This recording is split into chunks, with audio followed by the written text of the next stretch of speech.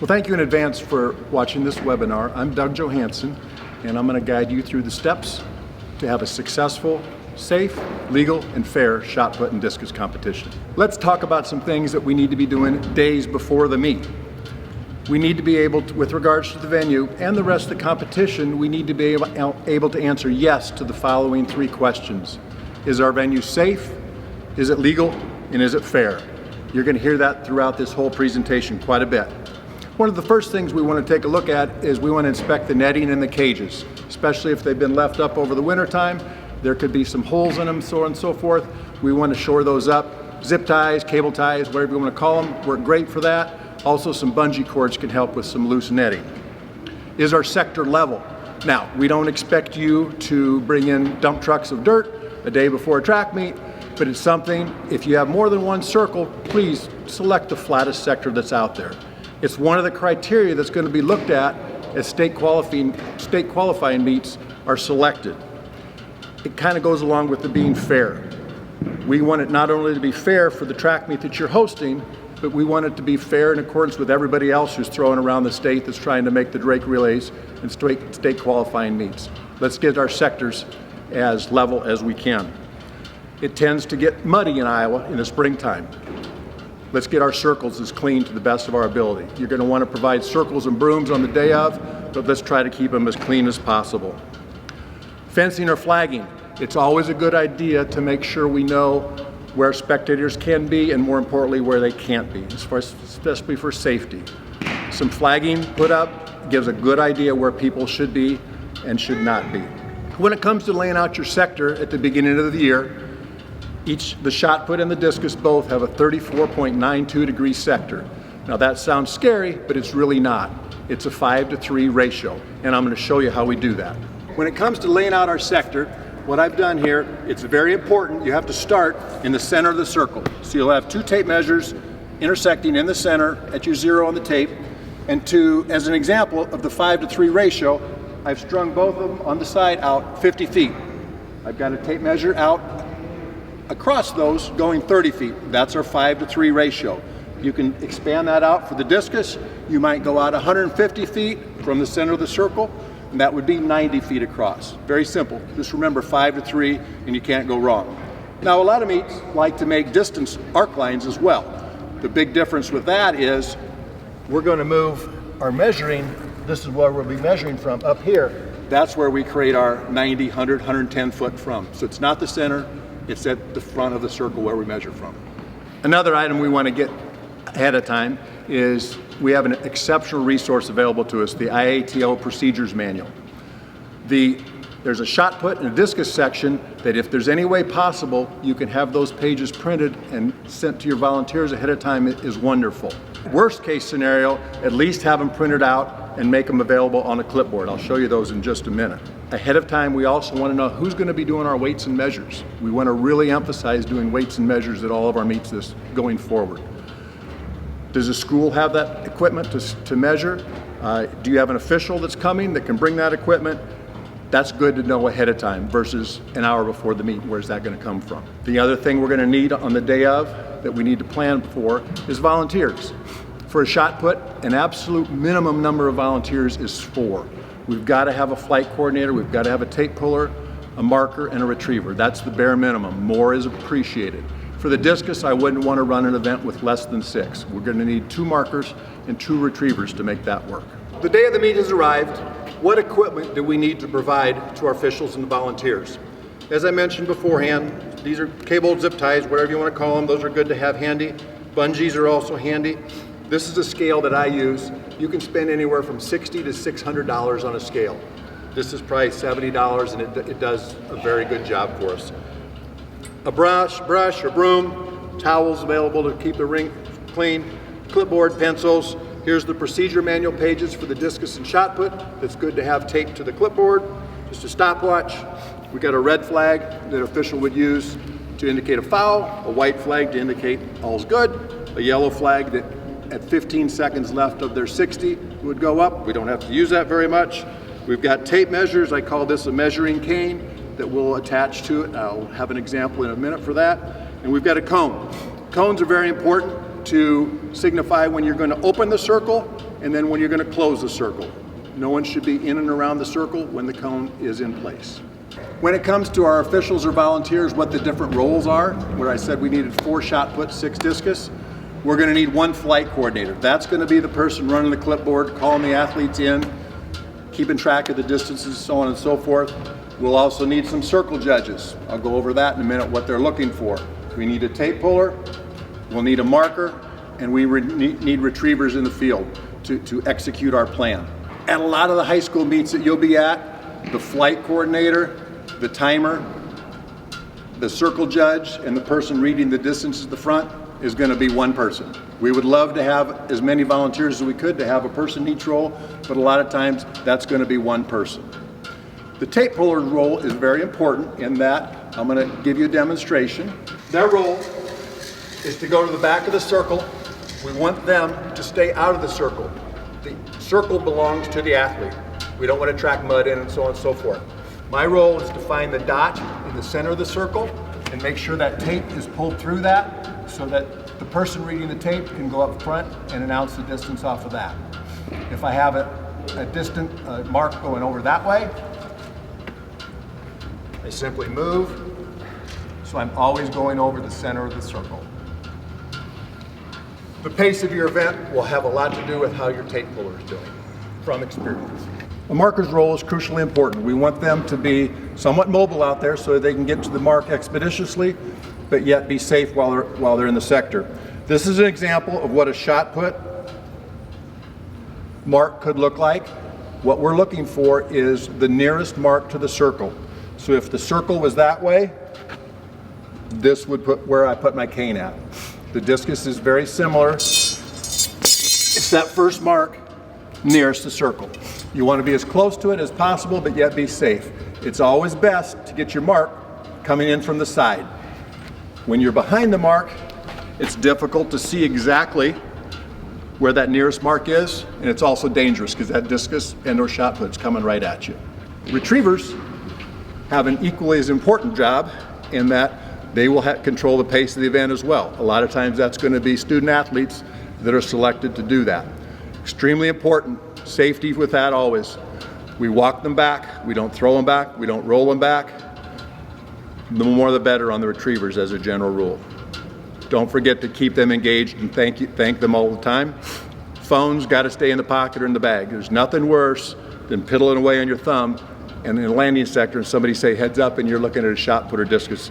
You've got to keep those folks engaged so they can stay safe at all times.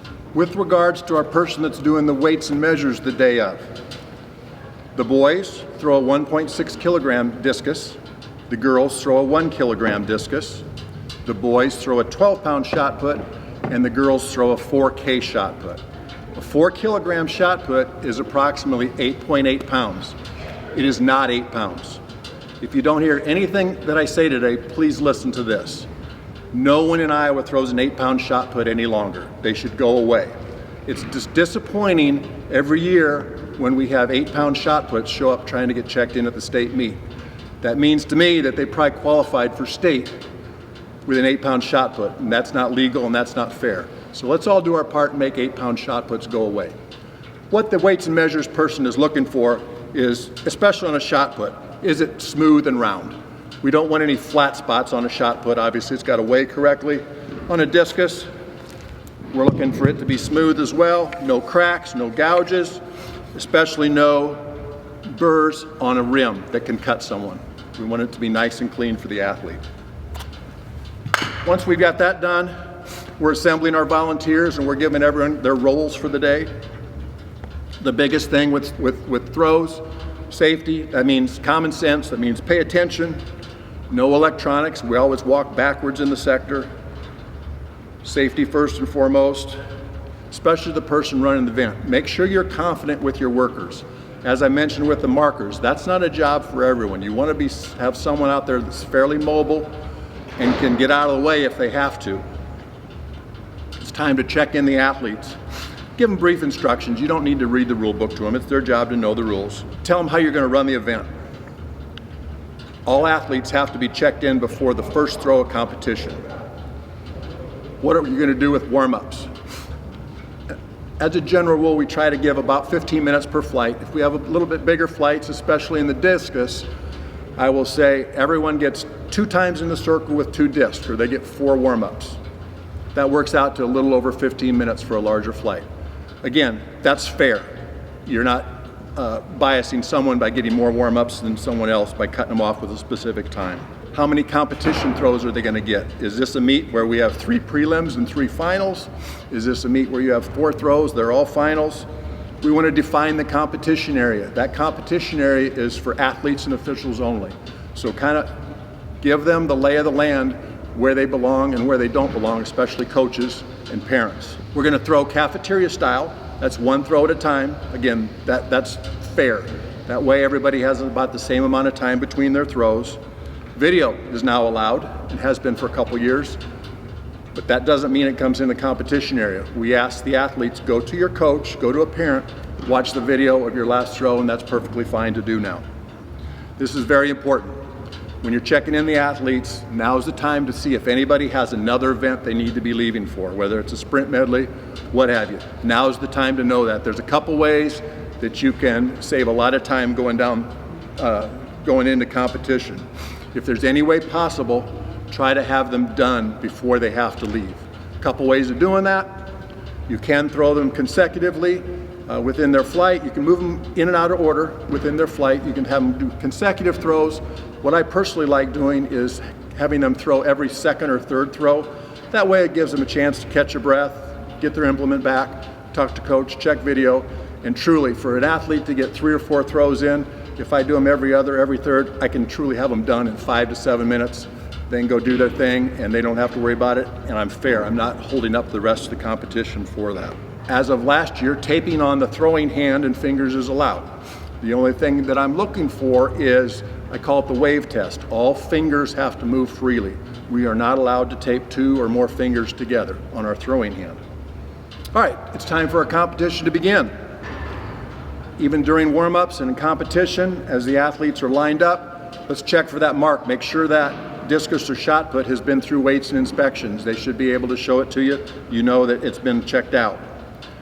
I think it's important you know the rules. Hopefully those IATO pages can help you with that.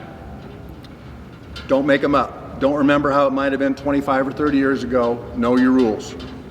Be 100% sure to call a foul. If it's a foul, it's a foul. Raise the red flag. If you're not sure, you're not really confident, don't call it. It's not a foul. We always err on the side of the athlete. What our judges are looking for when the athletes enter and exit the circle, there's a couple myths that still exist. I'll hopefully clear those up. An athlete can go into the circle any way they want, front, side, or back, it does not matter. Once they're called up, they need to pause ever so briefly. Once they initiate their trial, they start that motion, they are not allowed to step on top of the rim or outside in any way, shape, or form. In the shot put, they're not allowed to step on top of or the side of the toe board. It's perfectly fine to sweep inside the toe board. An athlete initiates their trial, it lands, that's their cue, they need to walk off the back half of the circle. Okay? Couple things that get folks in trouble. They start throwing a little farther every year, and they get in a hurry and they go out here, and then all of a sudden the discus lands. That's a foul. They've got to wait to exit until their actual implement lands. Okay?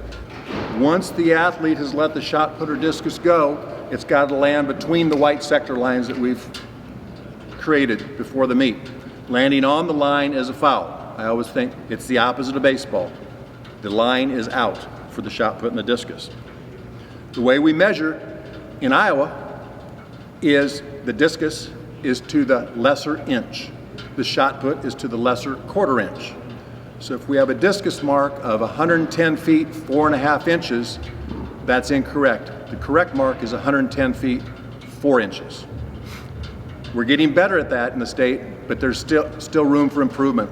There should be no quarter, half, or 3/4 inches on a discus measurement. There should be on shot puts. Once you get going, somebody's going to make a throw. The flight coordinator immediately is going to call the next 3 athletes, going to call them next, on deck, and on hold. If it's a legal throw, we're going to measure the distance. We will announce it. We'll turn around and make sure the sector is safe and ready to go.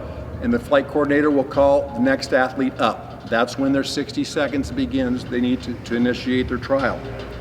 If by chance they're taking a long time, at 15 seconds, either the yellow flag goes up or we give them a verbal 15 seconds.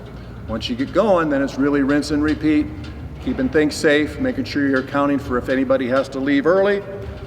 When you're done, you circle their best throw and place them according to the rules of the meet. Always check your paperwork for accuracy. One thing that always sticks with me is this is the time to measure twice and cut once. Be accurate. You're done with competition, it's now time to close the venue. Whether the venue has a gate or we're going to use a cone, it's time to let everyone know that throwing is now done. Not even practice. There's still liability issues in play.